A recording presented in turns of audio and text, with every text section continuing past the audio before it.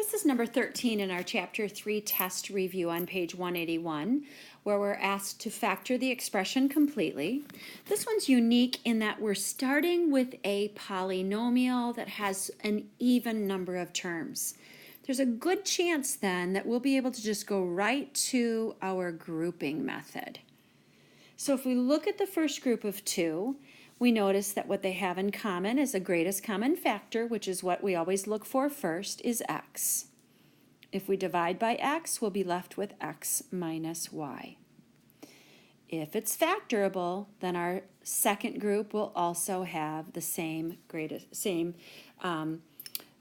x minus y. What's the greatest common factor? In that case, 4. Because 4 times x is 4x, and 4 times negative y is negative 4y. So now we're almost done. Here's our first group, or our first term, excuse me. There's our second term. What do they have in common? Well, they have an x minus y in common.